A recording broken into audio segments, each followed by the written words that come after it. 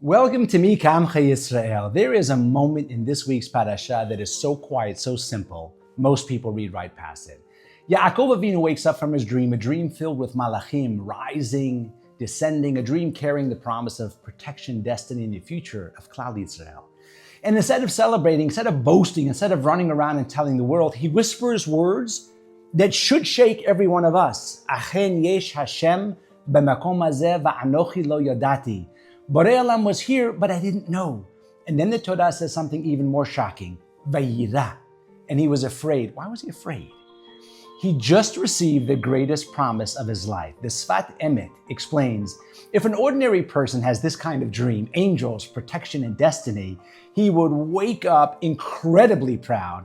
He would run around and say, look what happened to me. Look how spiritual I am. But Yaakov Avinu was afraid for one reason, because he realized that he had been asleep in a holy place.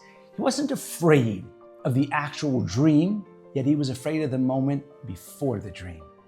He was afraid that he walked into Kedusha, but he missed it, and afraid that he'd been standing on a sacred ground with the Shekhinah right beside him, and he had no idea.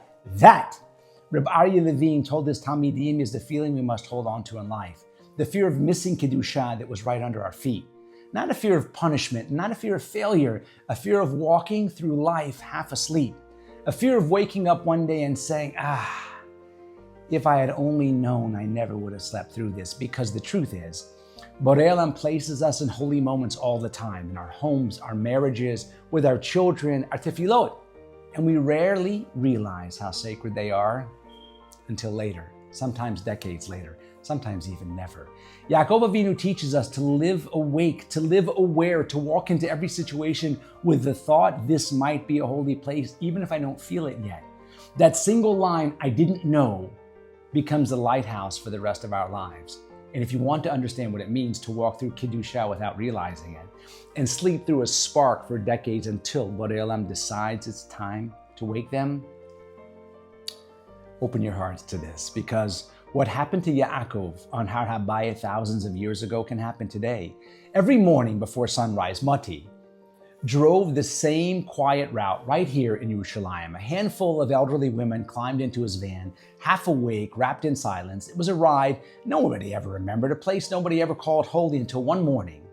As the sky barely began to glow, Mati's phone rang.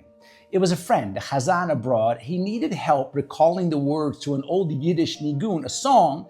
Mati laughed, he put the call on speaker, and he began to sing as the van rolled down the empty road. And then the air changed. From the back seat came a sound far too raw for words, a single breaking gasp. In the rearview mirror, he saw her, an elderly Russian woman, always quiet, always distant, now trembling.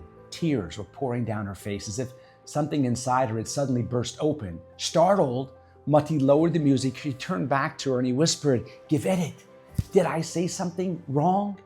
She shook her head, but her soul was shaking. That melody, she said, that tiny, fragile string of notes was the song her father used to sing to her 60 years ago in a small Russian village before Shabbat began.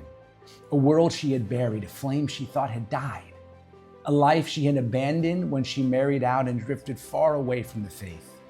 But a nigun, one innocent song in a commuter van, cracked open a lifetime of silence. 2 weeks later, a white envelope arrived at Mati's house, a wedding invitation from Kfar Chabad.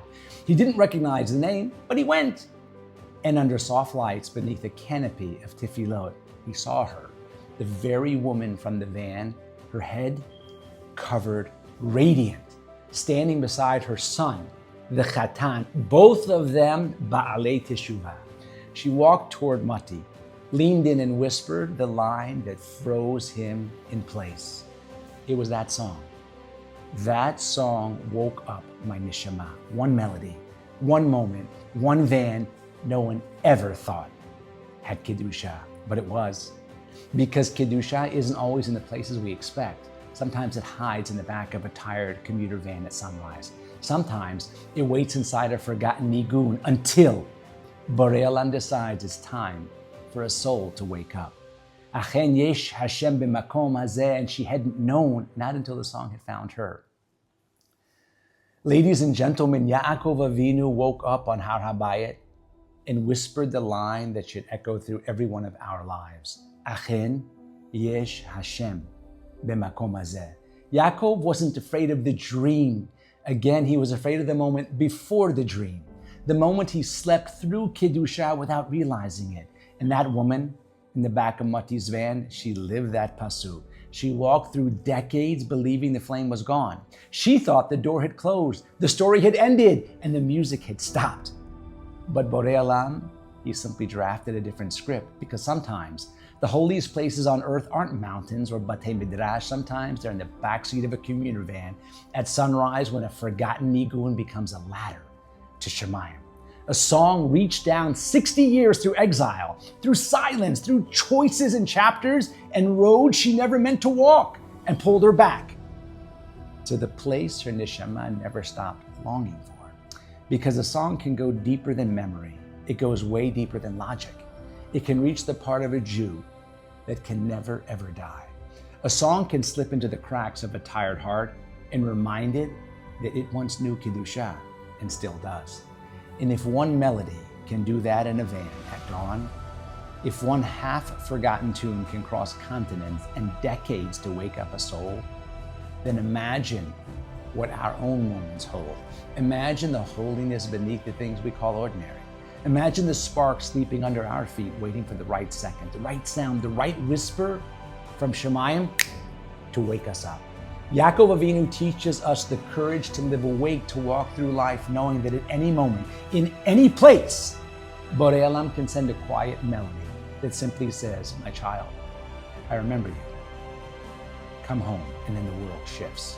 Because when Shemayim wants to reach out to you, when your neshama is meant to awaken, it doesn't need thunder. It doesn't need fire. Sometimes, all it needs is a song. Mika Amchi Yisrael, Shabbat Shalom Mivarach.